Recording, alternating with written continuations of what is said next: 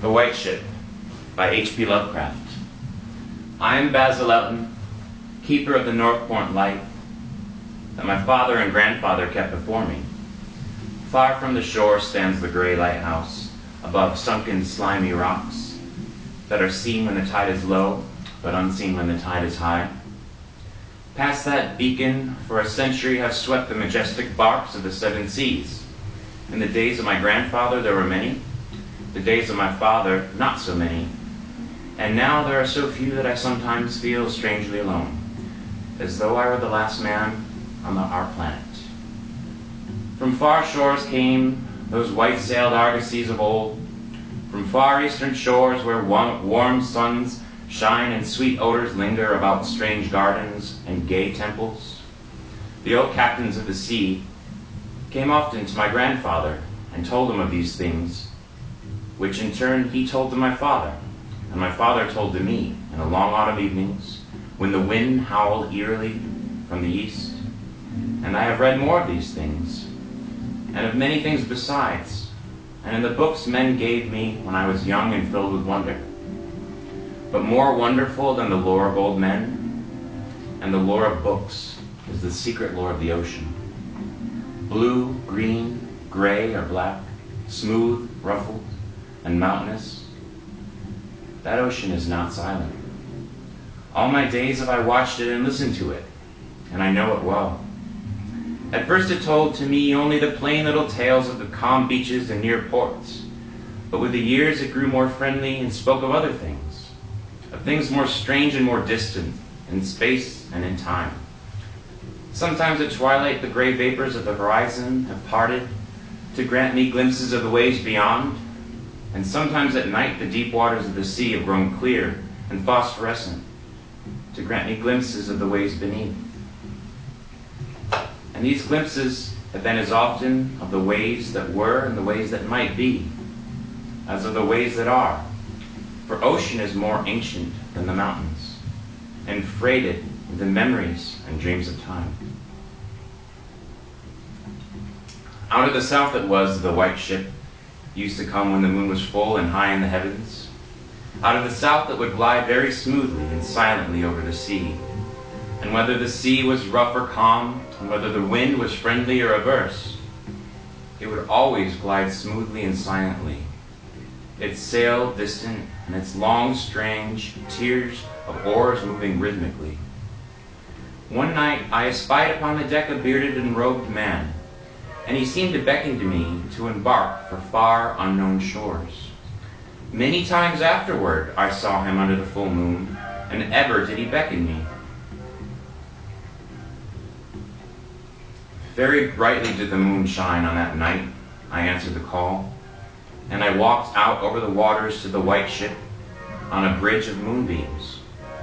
The man who had beckoned me now spoke a welcome to me in a soft language I seemed to know well, and the hours were filled with soft songs of the oarsmen as we glided away into a mysterious south, golden with the glow of that full, mellow moon. When the day dawned, rosy and effulgent, I beheld the green shore of far lands, bright and beautiful, and to me unknown. Up from the sea rose lordly terraces of verdure, tree-studded and shewing here and there the gleaming white roofs and colonnades of strange temples. As we drew nearer the green shore, the bearded man told me of that land, the land of Zar, where dwell all the dreams and thoughts of beauty that come to men once and then are forgotten. And when I looked upon the terraces again, I saw that what he had said was true, for among the sights before me were many things I had once seen through the mist beyond the horizon and in the phosphorescent depths of ocean. There were, too, forms and fantasies more splendid than any I had ever known, the visions of young poets who died in want before the world could learn of what they had seen and dreamed.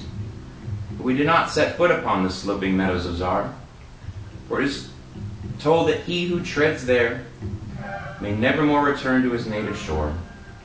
As the White Ship sailed silently away from the templed terraces of Zar, we beheld on the distant horizon ahead the spires of a mighty city. And the bearded man said to me, "This is Stellarion, the city of 1,000 wonders, wherein reside all those mysteries that man has striven in vain to fathom." and I looked again at closer range and saw that the city was greater than any city I had known or dreamed of before. Into the skies the spires of its temples reached, so that no man might behold their peaks. And far back beyond the horizon stretched the grim gray walls, over which one might spy only a few roofs, weird and ominous, yet adorned with rich friezes and alluring sculptures. I yearned mightily to enter this fascinating yet repellent city, and besought the bearded man to land me at the shown pier by the huge carven gate Acaria. But he gently denied my wish, saying, "Into Thalarion, the city of 1,000 wonders, many have passed, but none have returned. Therein walk only demons and mad things that are no longer men, and the streets are white with the unburied bones of those who have looked upon the Eidolon Lathi that reigns over the city." So the white ship sailed on past the walls of Thalarion, and followed for many days a southward flying bird, whose glossy plumage matched the sky out of which it had appeared. Then came we to a pleasant coast gay with blossoms of every hue, where as far inland as we could see vast lovely groves and radiant arbors beneath the meridian sun. From bowers beyond our view came bursts of song and snatches of lyric harmony, interspersed with faint laughter so delicious that I urged the rowers onward in my eagerness to reach the scene. And the bearded man spoke no word, but watched me as we approached the lily-lined shore. Suddenly, a wind blowing from over the flowery meadows and leafy woods brought a scent at which I trembled.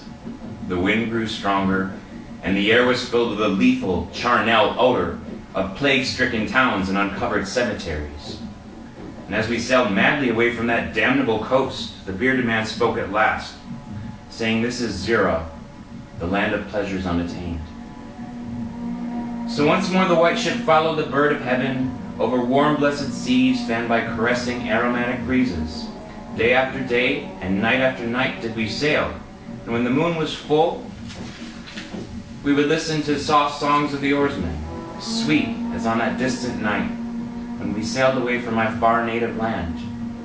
And it was by moonlight that we anchored at last in the harbor of Sonanil, which is guarded by twin headlands of crystal that rise from the sea and meet in a resplendent arc.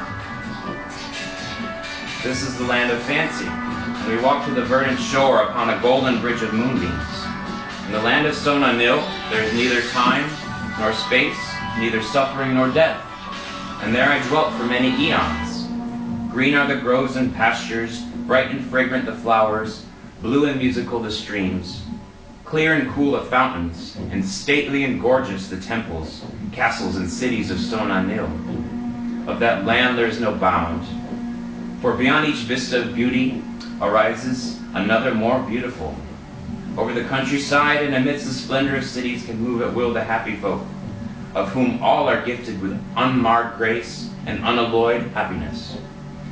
For the eons that I dwelt there, I wandered blissfully through gardens where quaint pagodas peep from pleasing clumps of bushes, and where the white walks are bordered with delicate blossoms. I climbed gentle hills from whose summits I could see entrancing panoramas of loveliness, with steepled towns nestling in verdant valleys, and with the golden domes of gigantic cities glittering on the infinitely distant horizon. And I viewed by moonlight the sparkling sea, the crystal headlands, and the placid harbor wherein lay anchored the white ship. It was against the full moon one night in the immemorial year of Thar that I saw outlined the beckoning form of the celestial bird, and felt the first stirrings of unrest. Then I spoke with a bearded man, and told him of my yearnings to depart for remote Cathuria, which no man hath seen, but which all believe to lie beyond the basalt pillars of the west. It is a land of hope, and in it shine the perfect ideals of all that we know elsewhere, or at least so men relate. But the bearded man said to me, "Beware of those perilous seas wherein men say Cathuria lies. In Sonanil there is no pain or death, but who can tell what lies beyond the basalt pillars of the west?" Natheless, at the next full moon, I boarded the white ship, and with the reluctant bearded man left the happy harbor of untraveled seas.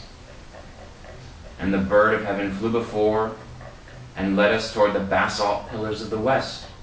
But this time the oarsmen sang no soft songs under the full moon. In my mind I would often picture the unknown land of Cathuria, with its splendid groves and palaces, and would wonder what new delights there awaited me. Cathuria, I would say to myself, is the abode of gods and the land of unnumbered cities of gold. Its forests are of aloe and sandalwood, even as the fragrant groves of Cameron, and among the trees flutter gay birds sweet with song. On the green and flowery mountains of Cathuria stand temples of pink marble, rich with carven and painted glories, and having in their courtyard cool fountains of silver, where purr with ravishing music the scented waters that come from the grotto-born river Nar. And the cities of Cathuria are cinctured with golden walls, and their pavements are also of gold. In the gardens of those cities are strange orchids and perfumed lakes, whose beds are of coral and amber. At night the streets and the gardens are lit with gay lanthorns fashioned from the three-colored shell of the tortoise, and here resound the soft notes of the singer and the lutanist. And the houses of the cities of Cathuria are all palaces, each built over a fragrant canal bearing the waters of the sacred Narg. Of marble and porphyry are the houses, and roofed with glittering gold that reflects the rays of the sun and enhances the splendor of the cities and blissful gods view from them and the distant peaks. Fairest of all is the palace of the great monarch Dorieb, whom some say to be a demigod and others a god. High is the palace of Dorieb, and many are the turrets of marble upon its walls. In its wide halls many multitudes assemble, and here hang the trophies of the ages. And the roof is of pure gold, set upon tall pillars of ruby and azure, and having such carven figures of gods and heroes that he who looks up to those heights seems to gaze upon the living Asgard. And the floor of the palace is of glass, under which flow the cunningly lighted waters of the Nar, gay with gaudy fish not known beyond the bounds of lovely Cathuria. Thus would I speak to myself of Cathuria, but ever would the bearded man warn me to turn back to the happy shores of Sonanil. For Sonanil is known of men, while none hath ever beheld Cathuria. On the 31st day, when we followed the bird, we beheld the basalt pillars of the west. Shrouded in mist they were, so that no man might peer beyond them, or see their summits, which indeed some say reach even to the heavens. When the bearded man again implored me to turn back, I heeded him not, for from the mist beyond the basalt pillars, I fancied there came the notes of singers and lutanists, sweeter than the songs of Sonanil, and sounding mine own praises, the praises of me who had voyaged far from the full moon and dwelt in the land of fancy. So to the sound of melody the white ship sailed into the mist betwixt the basalt pillars of the west. And when music ceased and the mist lifted, we beheld not the land of Cathuria, but a swift, rushing, resistless sea, over which our helpless bark was borne to some unknown goal. Soon to our ears came the distant thunder of falling waters, and to our eyes appeared on the far horizon ahead the titanic spray of a monstrous cataract, wherein the oceans of the world drowned to abysmal nothingness. Then did the bearded man say to me, with tears on his cheek, "We have rejected the beautiful land of Sonanil, which we may never behold again. The gods are greater than men, and they have conquered." And I closed my eyes before the crash I knew would come, shutting out the sight of the celestial bird, which flapped its mocking blue wings over the brink of the torrent. Out of that crash came darkness, and I heard the shrieking of men, and of things which were not men. From the east, tempestuous winds arose and chilled me as I crouched on the slab of damp stone which had risen beneath my feet. Then as I heard another crash, I opened my eyes and beheld myself upon the platform of that lighthouse where I had sailed so many eons ago. In the darkness below, there loomed the vast blurred outlines of a vessel breaking up on the cruel rocks, and as I glanced out over the waste, I saw that the light had failed for the first time since my grandfather had assumed its care. And in the latter watches of the night, when I went within the tower, I saw on the wall a calendar, which still remained as when I had left at the hour I sailed away. With the dawn I descended the tower and looked for wreckage upon the rocks, but what I found was only this: a strange dead bird, whose hue was that of the azure sky, and a single shattered spar of a whiteness greater than that of the wave tips or of the mountain snow. And thereafter the ocean told me its secrets no more. And though many times since, as the moon shone full and high in the heavens, the white ship from the south came never again.